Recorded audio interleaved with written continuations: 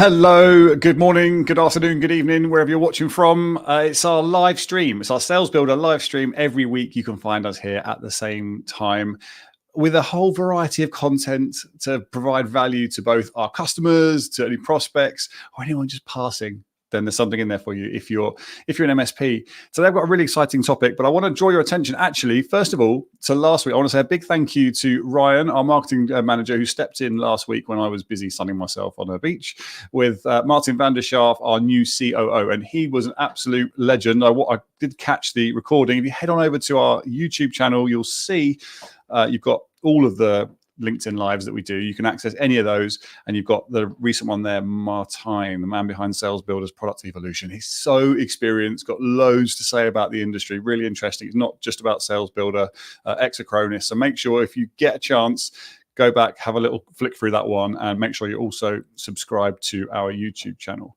But today is a little bit different. We're abandoning the normal format where we've got sort of the regimented sections. And Bram, our customer success manager, and I get a chance to delve in a little bit to a feature that we're both kind of quite passionate about, that we think there's a really good opportunity for there with MSPs. And that's the self-service storefront. So just to give you a bit of a kind of background of why this is important and why it actually exists at all.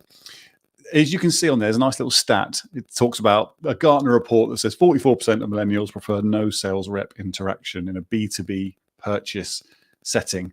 I don't think you really need that stat to be aware of the fact that we're moving towards a time when we don't necessarily want to have somebody in between the product we'd like to purchase and the purchase itself. It's not necessary. Of course, there's a really good argument for hand-holding and personal service and so on, but the whole ethos around Salesbuildr is to try and free up your very expensive sales resources so that you can focus on the things that really generate revenue. So this is kind of a two-pronged thing. You can do that, and you can also provide your customers with the ability to self-service. So that's what we're going to dive into today. We're going to talk about the storefront. There's information over on our website. You can see it here. And what we're essentially doing is we're exposing what you already have anyway. So your nice curated product portfolio that your sales team will be working from, or perhaps inside sales, whoever is your sales function.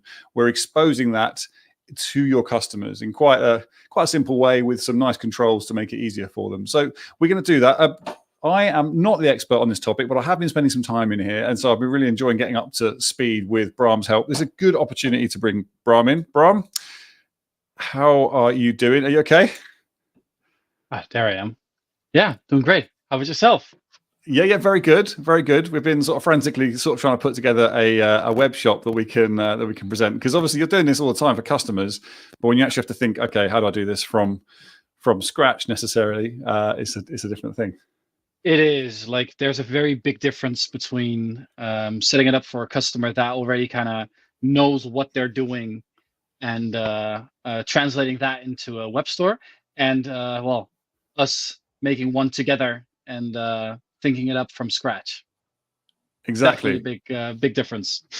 But who knows? This might be a start of a new thing for us. We've got Steal and Foes managed services. Watch out! Who knows? We may be forking anytime soon. Nobody wants that in life. Okay, right. So the general way we want to approach this is it should be more of a sort of tinkering session, and you can definitely. I'd love it if you were interactive. We tend to promote this more heavily after the live. So if you're watching live, great. You obviously know this is going to happen anyway. But if you're around and you'd like to ask us questions as we go along, then of course you can do that. But the way we want to approach it is we're thinking about sort of scenarios, really. So there's a few different things you can do with this. You can just create a general web store. So you can just say, right, I just want to expose some products, and then all of my customers can purchase in the same way, the same products.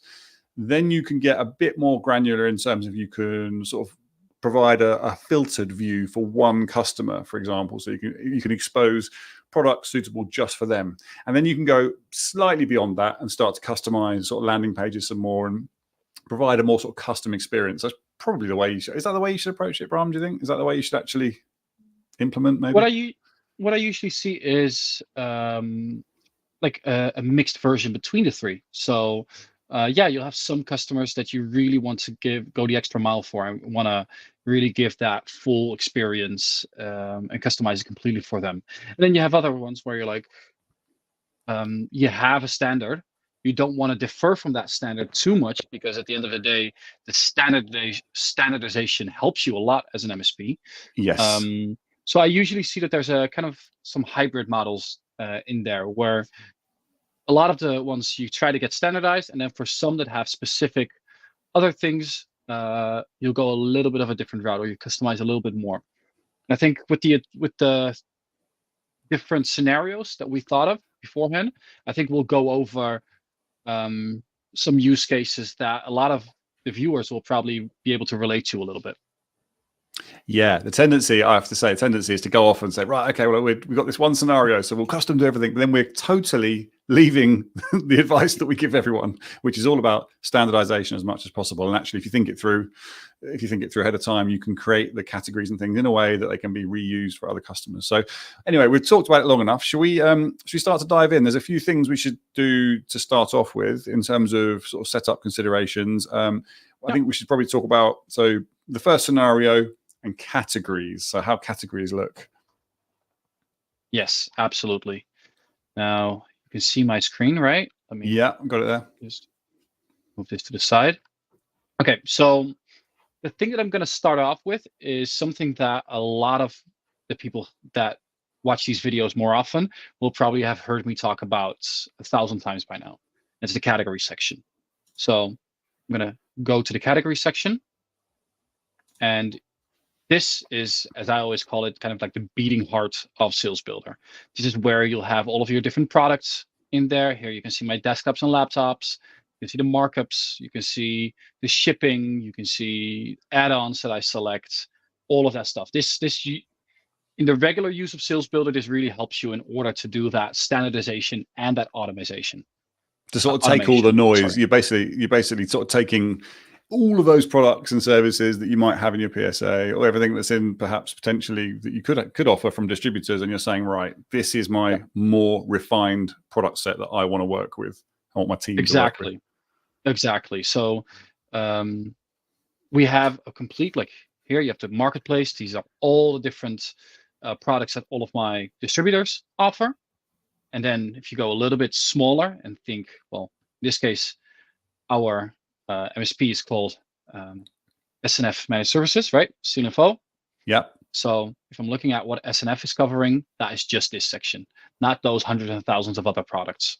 These are. But if I want to like, yeah. So if I wanted to, for example, I wanted to just I want to add another laptop though. That is my definitive list of what exists in the distributors, right? So on the marketplace, so I can always find everything that's available. Yeah. So as you see, that is, I've only added about 3 different distributors here. So as you can see, that is, well, you see those numbers. That's quite a lot of different products that you have right here. So that's why we always import a few of those. So if I'm going to say there's a, I don't know, an HP laptop, 5 processor, something like that, and I want to be able to sell this, I'll just import it. I'll add it to a category, because that's where all of my automations are set up, right? So I'll say HP laptop. And we have loads of categories because it's a huge demo instance, but actually you should probably have just a few. You're just looking for a few categories. Yeah, exactly. Like we have quite a few in this one. And honestly, that's what I see with a lot of customers as well. They have a lot of different ones, and it's always a kind of a fine art to condense those into a manageable section again.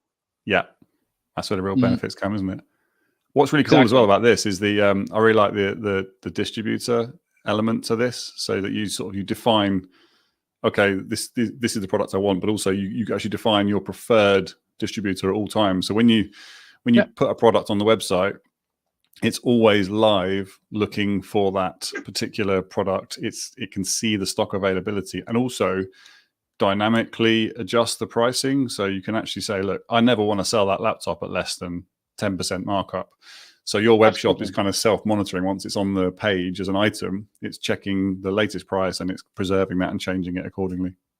Yeah, that counts for both the web shop and the regular Salesbuildr experience. You want to have that as dynamic as possible, to make sure that there's no human error in there, to make sure that things go fast without you having to think of, oh, for how much should I sell this laptop? You want to have all of that kind of be automated for you. Because the more time you spend on it, the more, well, margin is walking out the door. right? Exactly. As automated as possible. Cool. Okay. Anything else you can do in the categories? Anything else we need to think about here? Yeah. So normally you'll have a category section set up. In this case, for the web shop, I'm going to create a new one. So as you can see, I've already made a few. Just to show you how I do that, for if people are not aware of that yet, I'll make another category with some discounts that we can use later in this section. So okay, cool. Like clearance items kind of thing. You got like some. Yeah.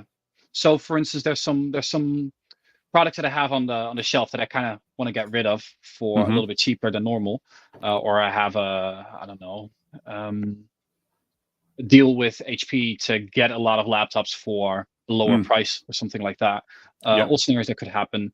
So I'm going to say discounted items. I'll put some caps in there just to make it a little bit more appealing for all of our end customers. Oh, there we go. I'm going to make that. Now, I'm going to create that. That always brings it to the bottom of the list. Just so I don't spend this entire session scrolling, I'm just going to pop it up there for a minute.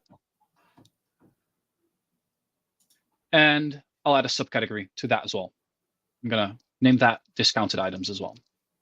Cool. So in our web shop so far, we've got, what do we plan to have? We're going to have discounted items. We can ignore desktops and laptops and accessories, everything from there down we don't want to include, but we want to have, for our standard shop, we want to have discounted items and everything above that. So yeah, so these are a few that I've already created right here. So again, if I would now want to have a few items that I want to discount, I'll go to my product list. I'll find the items that I want to discount. So here I'll just select this pair of AirPods and this iPhone, for instance. And then I'll go bulk edit. I'm gonna add it to a category. I'm gonna add it to the discounted items that I was just talking about. And now they're in there. Okay. Okay, so as you could see beforehand, I had already created a few other ones. So I'll use those for now, and then we can get to the discounted items that we created just now. We'll get back to that in a little bit. What you can see here is a little, I don't know how you call this. Is it a funnel? Yeah, I think, right? Filter funnel, isn't it? Yeah. You see it over here, and you don't see it over here. The reason is, if I now edit this approved hardware, see this little setting. It says company visibility whitelist. If I turn this on, that means that this category, I'm going to whitelist for customers. I'm going to select some customers that are able to see this. Now, if I turn it off, that means that everybody is able to see it. So I'm going to turn this off because this category I've already created with some laptops, some monitors, and some accessories that we as the MSP have decided this is what we recommend. These are some laptops. They are tested and tried, and we are able to sell those to our customers. Okay. Then the rest of those ones I'll go in a little bit later. That all makes sense later on when we do. So for now we're just building the one shop for everyone. So then obviously those elements come into play afterwards. Yeah. So maybe to bring our viewers a little bit into the context of like the example, the first scenario that we're going to be focusing on. It's a company, and we called it, in this case, our company is called Corgi Creatives. They're a creative agency.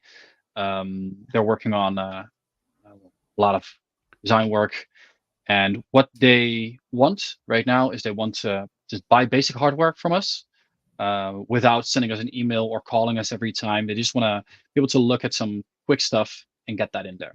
So that's why that basic store that we just looked at, that basic category structure, is something that they would be fine with at this current moment.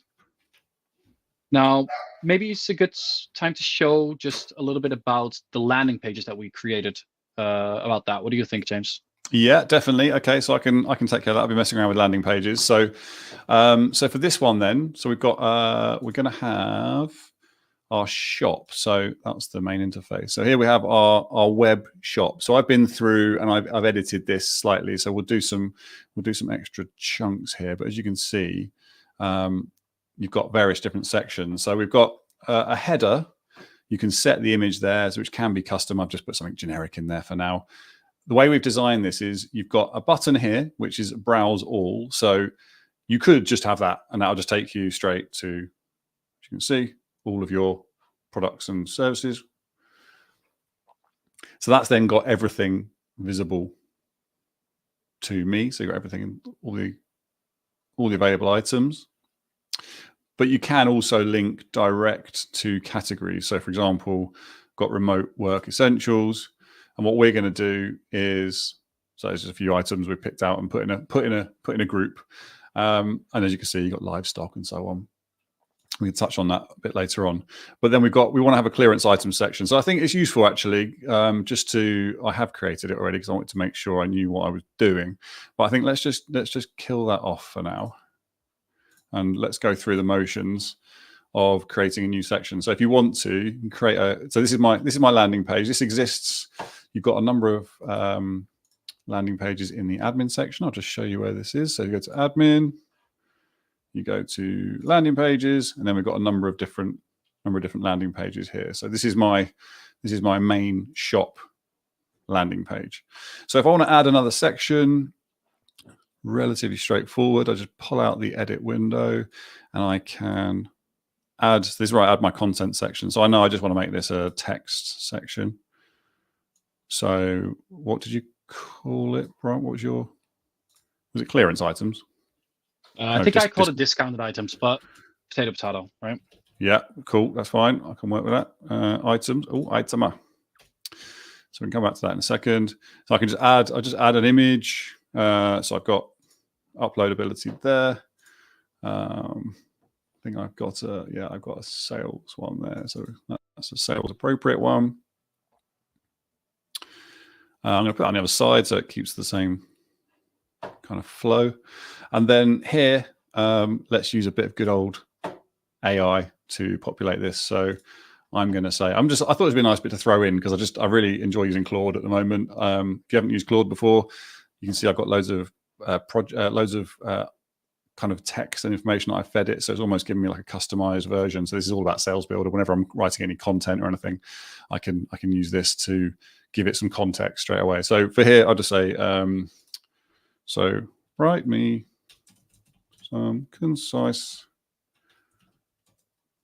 blurb for my web shop to promote discounted. Ooh.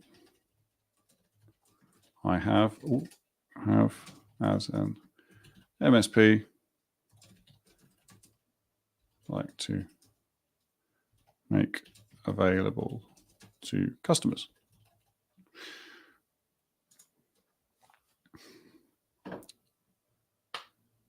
Give it a moment. I'm hoping it'll give me something nice and usable, something digestible would be nice. Oh no, walls of text. I don't like walls of text. Okay, so again, but more concise and with bullet points.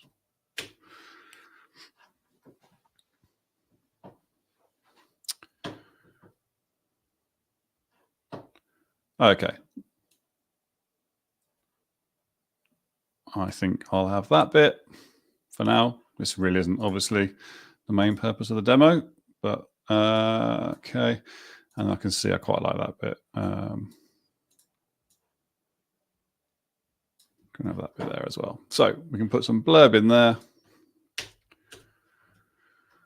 Okay, and then I will make that a bit bigger because the whole page style at the moment is pretty kind of in your face. So let's give it slightly,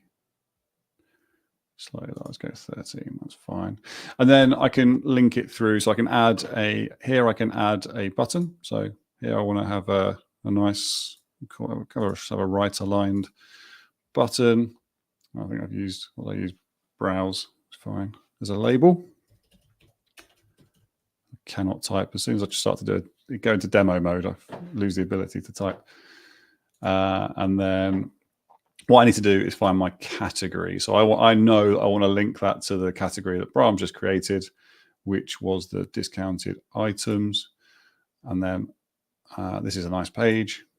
I really like this page because it gives me all sorts of options to compare and to add products, and gives me some nice functionality. So I'm just going to link that directly to that button. As I say, you don't even have to do this. You could have one button that just goes straight to the whole shop, but this is quite a nice way, I think, of just sort of putting a bit more effort in. So all looking good, Bram? All looking good. Okay, cool. So we'll save that. Brilliant. And then you can just browse. I'll go straight through. So that's our landing page finished off there. So now that we have a landing page that gives a little bit more, well, because our branding, it shows our branding a little bit more to the end customers, which I always think is very nice. So we could have made this very generic, as James said, and just one button and bring them to the different sections, but the ability to add a little bit of branding, I think, is always nice, right? You're proud of your company, you're proud of your MSP, so you want to show that off a little bit. Yeah, definitely. And you can customize. Obviously, you can see we've got our own S&F delightful logo there, courtesy of Canva, and then you can define the colors and the branding look and feel. Exactly. Now, the next thing that we want to do is we want to make sure that the customers are able to actually access this page. Multiple things that you can do. You can send the link to them, you can do whatever. But what I like to do is I like to give them a little tile on their dashboard. Now, if you could share my screen again, James, then I can just quickly show that. There you go. So we have these things here called tiles that you can add to the customer's dashboard. Now, if I go to admin, and I go to custom dashboard tiles, you can see that I've already created a few. This is the one you're seeing right here, called web shop. I'm linking it to the page that has just been created. And I'm going to enable our company, Corgi Creatives. I'm going to link that to them, so that when they log in, they see that tile as well. So shall we just give that a go, James? Okay, yeah, let's do that. Let's go to the dashboard. So as a user, see what they see. Yeah, let me just log out. I'm just going to log right back in as our customer, Corgi Creatives. There we go. So now I'm logged in. This view gives me an overview of the quotes I have in the past that I've already approved in the past. So I can always look back at the different agreements that I've made with my MSP. And there's a couple of buttons beneath here that I custom made for them. For instance, the ability to add support tickets. Now, no, this is not something that we do right now. This is not something that we are offering at Salesbuildr, but it links to the external source where they can log those support tickets. So you can actually customize this. I mean, it's supposed to be a customized view, right? So you can have, obviously you've got the ability to contact someone as well if you need to. Actually, I should have put it in there. You can actually spin up a chat as well. I should have added that to my profile. Yeah, you can do. You can play around with this quite a bit, and especially if you have multiple tools that your customers are need to make use of, you can put them in a nice little overview over here so that they can click directly to the different toolings that you use to help them out. Now, this is the web shop link that we just created, so I'm just going to open that one up, and there you can see the different ones. And I guess you probably link that to your. Would you link that to your? No, you wouldn't. You wouldn't link that to a website. Actually, it wouldn't make any sense, would it? I'm just thinking they might have that on their site, but no. I guess they just have a link. They just have a browser, either a browser shortcut, or just use that link within the interface. Yeah, you can go multiple ways with this. Like there's a ton of options that we have, and that gives a lot of creative freedom. We're just showing one of the ones, of course, that our customers are able to do right now. But I've seen other customers go a different direction. We really give some freedom on that aspect, and the more creative you are, the further you can go. Also, I'm just thinking about the MSP's website. So obviously, that's something that you'd normally want to have linked, wouldn't you? You definitely would want to have it on the menu bar. So you've got your products and services and things, and you've got the ability to have a shop, and then that would link you straight through to this anyway, so they could service end customers. Yep. So now if I, for instance, go to this one, the discounted items, then we'll go to, oh, it's always fun during a demo, a page not found. Oh yeah, it has to happen. Apparently, We're complete now. I think the link that we just created doesn't work. Oh, was that my link? Was it the one I put in there? Yeah, maybe we did a typo. That's why we have multiple links for if these things happen. Okay. So I'm just gonna press another one and pray to the gods that that one does work. I'll get that fixed. Now it does. So for instance, when I now look at this, these are the sections that we approved. So these are the laptops that I can look at. I can say, okay, I want to order this laptop. Now I'm adding that to the carts. See that I still had some in the basket. I'm opening that. These are the add-ons that I've selected on the category. So as you can see, I can either check or uncheck a wireless keyboard and mouse combination. And this one is a mandatory add-on. So this is the laptop installation that is always there. So I can't check or uncheck that one. In this case, I don't need the wireless keyboard and mouse. It's going to go with these. Need one. Go. I can change the address if I want to. I can place the order. Make sense? Yeah, it does. I'm just looking at that description for the laptop and thinking there's an awful lot of blurb there. I definitely, if it was me and I was presenting that to a customer, I'd want to be able to sort of say that's like our medium tier or high spec, or put my own my own blurb around that, maybe then in brackets a couple of stats, but not 3 lines of text spec. So there, yeah, no, you're absolutely right. Like this information is something that got automatically generated by IceCat. That's a tool that we use to just import information based off of the MPN number. But especially if you're working at a standardized shop with a select offering, yeah, you can kind of customize that and make it a little bit clearer, because 9 out of 10 end customers will not know what any of this means. So you might as well make it simple for them. So yeah, you can absolutely just change the product names and make it a little bit more accessible for them. And you just do that within the portfolio management area, basically. So you go into the category. Yeah. Okay. So category product, and you've got a description there which you can change. And I think that's definitely something. It also gives it that more personal feel that you've actually thought about it, and it sounds like you're talking to them almost in their language rather than what we need to all get away from, which is the speeds and feeds, as they call it. Exactly. Now, as this specific company, we have a little bit of a problem because, as I said, we are a creative agency, meaning I'm just going to log out and log back in as my regular user. Now, we are a creative agency, which means that I sometimes might need a little bit more in terms of heavier spec'd laptops. Something like that. Okay, yeah. Like, a bit more sometimes I can't deal with the regular stuff. Like we have just curated, of course, a selection of items that go for most of our customers. Again, it's we've tried to standardize as much as possible. Now, for companies with graphic designers, they might need a little bump in terms of specs and need something a little bit heavier. So what we're going to do is I'm going to go back to my category section. And as you can see, I've made a category called for graphic designers. So this is what we were talking about earlier, right? This is the whole, like, you could say this is for Corgi, but actually if you go through and you were to do, like, this is for graphic designers, this tends to be like a standard sales setup. You can reuse that yourself as the MSP across multiple customers.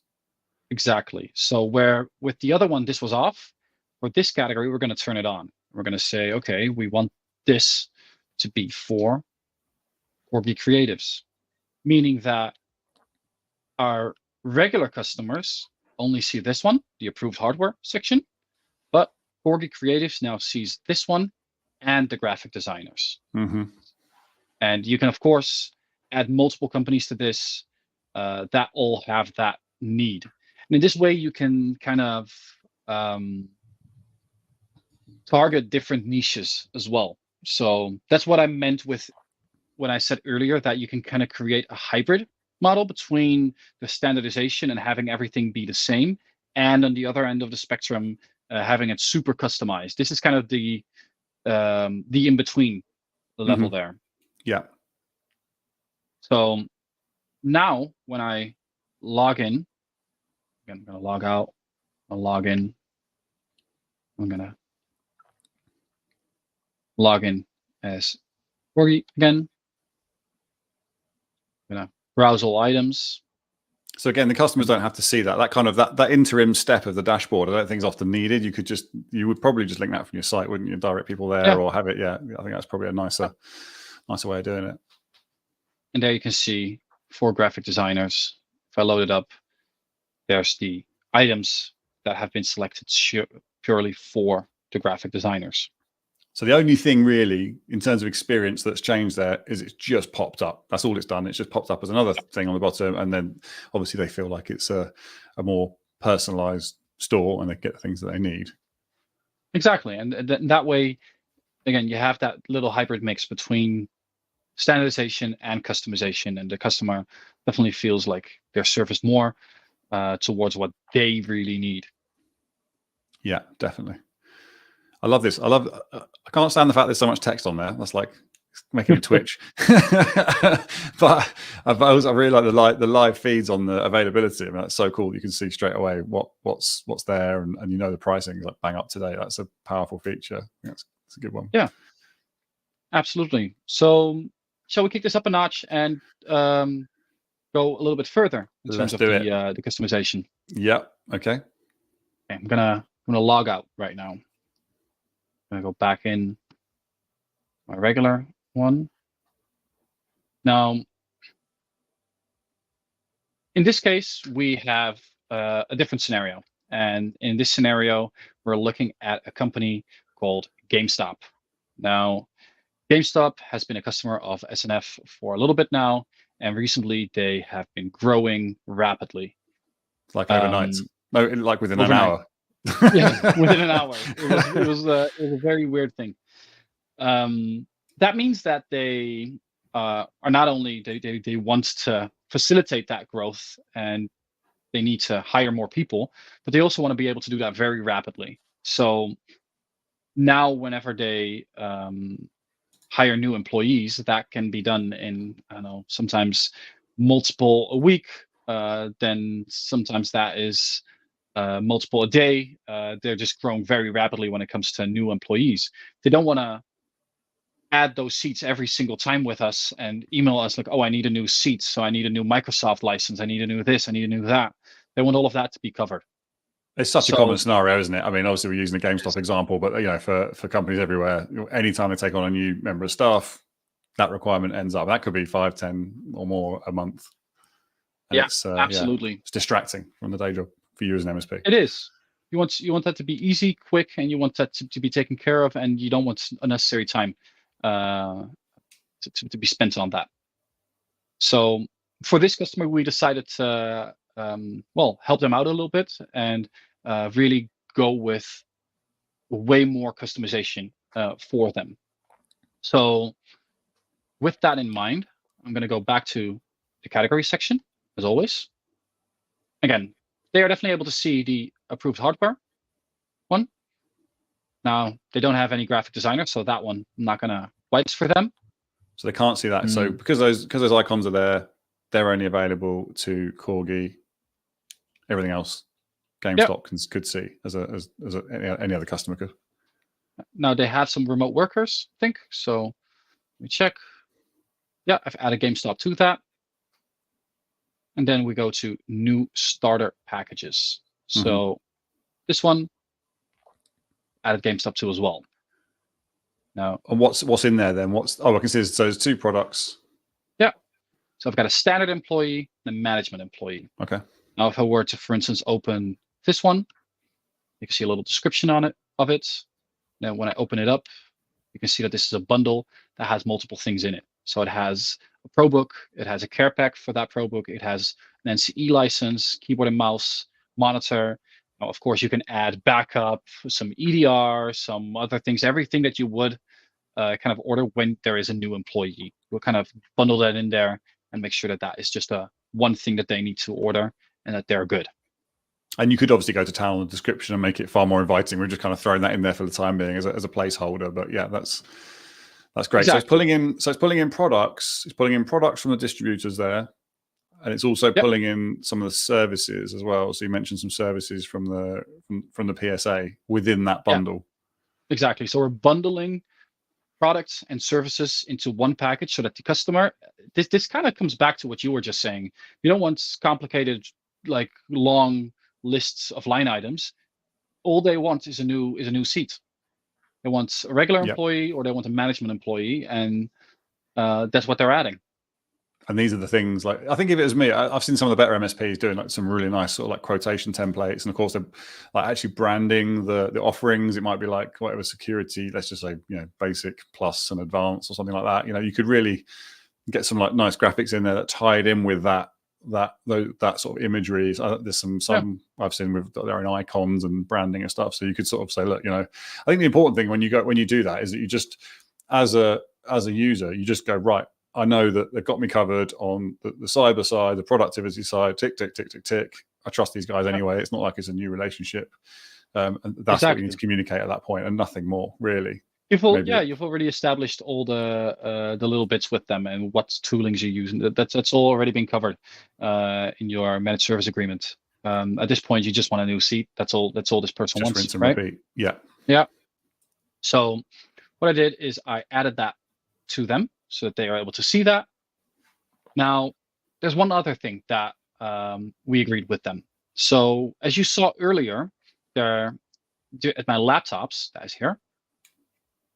Now going to add-ons, there's a laptop installation fee, 200 euros. Now, due to relationship with GameStop, we are waiving that installation fee, and we're just getting them up to speed very quickly. Never. So no discounting, ever. This doesn't sit well with me, Bram. We'll have a talk about a strategy after. Okay, that's good.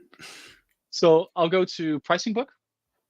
I'm going to say, okay, these are all my customers with free installation. Now, what I did is I've added the company GameStop here, adding company GameStop, and I've looked up the product of laptop installation. Now, when I edit this, I'm going to say this is €0, and that agreement that we've made with them lasts up until the end of the year. Make sense? Yeah, go on. How does that link? Sorry, I didn't quite catch how that linked to the... Oh, so I'm gonna first remove GameStop. So I'm gonna. Oh, okay. No, sorry. So you add it as an item. I see. So it's a thing that you add to that order, and then that just knows to take it off the total. And if in some point Corgi Creatives is growing, we can also add Corgi Creatives to this agreement. But for now, the agreement just sits with GameStop. They're the only one that should be able to have this. So from this point, I'm gonna. This has already been saved. Go back to my categories. So again, we have a rule on these laptops that just for them, it's going to change whatever's in there. And we have gotten some new seats for them. Now, the next thing is that we want to give them a little bit of a different landing page that just seems a little bit more, exclusive. I think you create one of those, James. Do you want to quickly show that one? Yeah, so I mean, basically, it's the same idea. What I'm doing is, as you can see here, so this is back at our main dashboard. And the way to access this, obviously, it's not then linked on the main shop. So it's like it's an exclusive link. So you have to go to the landing pages section. And then we have GameStop shop. So as you can see, I've got it there. It's not in the menu. Give me a new window. Yeah, so all I've done basically is I've just taken this. I've taken that. Let me go. Sorry, I'll go back one. I'm flicking around. I'll go back one. And I've literally just taken what was our standard shop page and hit copy and then created, which just give me a new one. And then it just gives me the opportunity then to do a custom one, which kind of obviously makes the customer feel warm and fuzzy because they can see they're being looked after. But then also it gives me, obviously custom links that I can then drive in. So GameStop shop, as you can see, I've got the same top level category as Bram said. You've always got that same one available to all customers, but then you've got custom links here. So first of all, let me just show you. If I go to browse all items, Oh, actually, no, you might have to do this, Bram, because if I'm logged in as me, so that won't show me the GameStop selection of items, will it? Yeah, it will show everything because you're still logged in as you, so it will just show all different ones in existence. But we'll show that in a second once we log in as GameStop. That's fine. That's fine. So, but then what you can see, that'll give me a customized view of all items based on the fact that it knows that I'm GameStop, as I'm logged in as a GameStop employee, and then I can go through and maybe add some additional content around things that specifically they might need. So I can browse gaming demo setups, whatever it might be. Case of remote work essentials, but you can see, so it just gives you that option to give a custom experience for each of your customers, which is I think is a really, really nice touch. Yeah, it is. Now, shall I? I've just logged in as a GameStop employee. Now, what's good to know is that this little tile, so I've made just the same way that I just created a tile for corporate creatives. I just made one for GameStop that links them to the new landing page that James created. So if I press that, you can see this feels nice and like customized for me. I'm just gonna browse all items again. Then as you can see, I've got the approved hardware. Again, this is a customer that has some remote workers, so we added that one for them. And we have a new starter package. Now, the other thing here is adding seats. Choose these different ones. So for instance, what I'm going to do is I'm going to add this one to the cart. Now, the other thing I'm going to do is I'm going to grab a laptop. It's that one. Taking a little bit. There we go. And then, as you can see here, where you previously saw that the laptop installation was 200, for this one it is 0. I'm gonna add that keyboard and mouse set. Management, I don't know, deserves that. So I'm gonna press next. It's me a nice little overview. And then still change the address again or add a PO number or anything like that. And then we just place the order and that's approved. Where does the e-sign come in there, Bram? I saw the e-sign there sometimes. Is that an option you define, or?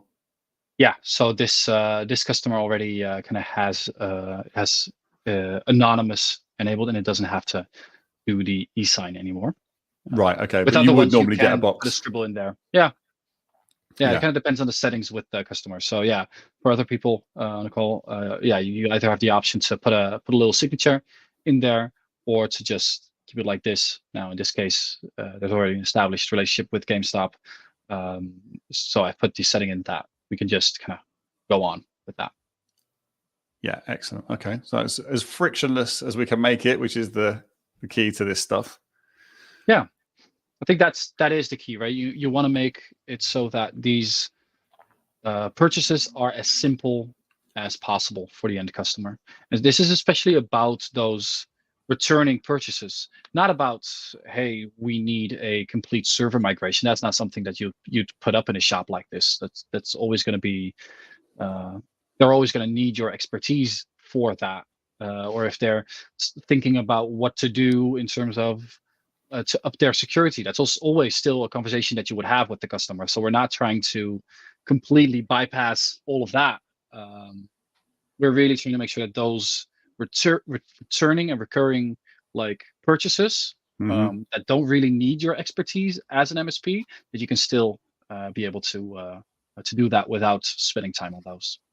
And of course, up your margins a little bit, right? Yeah, the nice thing is that idea of having a standard set of add-ons also carries through. So that's something that we promote heavily. You know, for the sales team, when they're quoting, they get the add-ons, suggestions of add-ons. The customer gets suggestions of add-ons, and that all carries through. But it's just about, you know, areas where you're not necessarily adding value directly. Then they're the areas that, you know, you need to try and automate. And obviously, it does make a lot of sense here. Yeah. I think Another point, I think, is that I think I've seen some MSPs go, great, like what I'll do is I'll fire up a web shop and I'll sit back and I'll wait for the business to come in, or maybe I'll do like a bit of Google advertising. I mean, this is not about at all trying to compete with Amazon. I think that's a hiding to nothing, trying to compete as a, I maybe, perhaps if that's your core focus and you're less on the managed services side, perhaps it's possible. But I think if you think you're going to attract new business by having a web shop, don't think it's really about that. I really think it's about trying to drive down the time that your expensive resources are spending on stuff that isn't really necessarily contributing anything. So that's the idea behind it. Yeah, and strengthening the already existing bonds, right? Like you already have a relationship with a customer and you're trying to strengthen that. So you want to spend the time that you have with that customer, which is valuable time. You want to spend it on, well, quality, and not about, oh, you need 3 more laptops. No, you want to actually get in depth with those customers anytime that you are able to speak to them. Yeah, there's nothing stopping you. I mean, you've got visibility of all of this. You can set up alerting. You can be in the email loops. There's nothing stopping you from, if you see that someone's placed an order, then following it up with a phone call. Great, see you place an order. Brilliant. Let's arrange a time to have a bit more of a chat about where your business is headed. What you've got on your roadmap. Less about the tech. Feed the tech in. You provide the tech consultancy after that. Once you understand the sort of business goals. So all kind of feeds into that. And I like that point. I mean, it's really good. Quality conversations is kind of what we're trying to look for here. Absolutely. And one other thing that I do want to stress about this subject is if any of the Salesbuildr users, if you want to get started with this, this might seem overwhelming because again, we just passed so many different settings and we've went through so many different things. Don't worry, we're here for that. We're here to help you out. Me as customer success will help you out with this stuff. Usually when somebody starts with the web shop, I help them set it up according to what their business is like, and we try to get it to a working state with my help, and then you can tweak it from there. So yeah, don't worry if this might seem a little bit overwhelming. Yeah, it's very much handheld, isn't it? That's part of it. There is an onboarding service, so that's definitely part of it. It's not a totally a self-service thing for sure. And there's a bit of advice and guidance around category creation and all that kind of stuff. That's good. So anything else we need to cover? I think there is actually anything on your list. I don't think I think we've handled most of them. Good. Surely okay. after we're done, we're gonna say, oh, damn, there was still this one other thing that we wanted to talk about, but no, looks like we're all set. Definitely. The only other thing I can think of is that we talked about the thank you page. So after that stage, so we just have a quick look again. So once you're at the shopping cart stage, oh no, that's gone back. So where Bram was previously, when you're on the shopping basket, you can go to a custom thank you page. So I think I've shown you how to go about that, how to use, you can grab an image from Unsplash, you can use ChatGPT to create a landing page, and then you literally just link it. So it'll redirect that URL. But that's a really powerful tool as well to lay out for the customer, once they've made this purchase, what happens. So you could link potentially to any sort of like delivery times or any information around sort of setup. There's an awful lot there. I mean, essentially, you're just looking at a web page, which makes it incredibly flexible. Personally, I'd drop a video in there. That's something we could demonstrate another time. We could drop a video in there and say, thanks a lot for your purchase. Just to let you know, there'll be an email out shortly to confirm delivery, and these are some useful guides. Perhaps if you need anything, here's the main link. It's just a courtesy email, but I think it's a nice element to have a standard thank you page across your shop. Yeah, it is, because a landing page like that does help you as an end customer understand what the next steps are, right? Knowing like, okay, I've just placed the order, what now? And then you can reassure, as an MSP, you can reassure your customer a little bit by saying, okay, thank you for your order. Now this is what we're going to do. We've gone through all these steps, and it will get to you shortly. You will receive a track and trace, or you won't, or just tell them a little bit what they can expect. Exactly. No, I think that's definitely it's an important thing as well. There's also that, although these are repeat orders, they could be quite significant sums of money. So it's nice to have that sort of, that head off the buyer's remorse, as it were, and make them feel a little bit loved. So anyway, I think you get the idea there. Listen, thank you for that, Bram. I think that's been really good. I've enjoyed actually getting up to speed on this feature. I think it's one that a lot of MSPs can benefit from. If anyone would like to know more, what's the best way to hit you up? So with all of these things, we have, of course, that little blue icon, the right bottom, that will bring you to our chat. Now, there's me and some other colleagues are behind that and will answer. Yeah. So we have our intercom in the corner. There you go. Yeah. All the latest information. Excellent. So that's you can always reach us through that method, and then somebody will help you the moment that they're available. Yeah, that's the easiest way, I think. Very good. So I think next week we've got same time, same place. We've got there'll be an overview. We've got some new release stuff coming, I believe. So is it a new product release week next week? I think is one of our topics. Is that right? Maybe. Okay, no worries. Well, we'll look into that anyway. But join us next week, same time. We always open up, so it could be we do all sorts. So it could be an interview with someone internally, externally, a feature focus. It's a nice varied session. It gives you a chance to drop in, ask any questions. If anyone's got any questions before I sign off, feel free to drop them in. We can still dive into any element of this particular feature of Salesbuildr. Otherwise, for those of you joining us from across the pond, I hope you have a brilliant Labor Day weekend.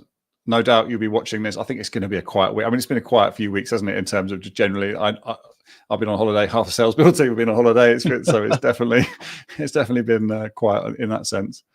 But yeah, have a great weekend. Look after yourselves. No questions coming in. So I think that's it. Excellent. Thank you for joining us. You know where to find us. You can watch this on record or you can catch us live. So it's 3 o'clock. UK time, 4 o'clock Europe time, 10 o'clock East Coast, and just too early if you're on the West Coast. So watch the recorded one. A little bit of dedication, James. Come on. That's true. If you really love this, you're not going to be away. All right. Thanks, Bram. Take care. I'll see you in the next one. Thank you. Bye.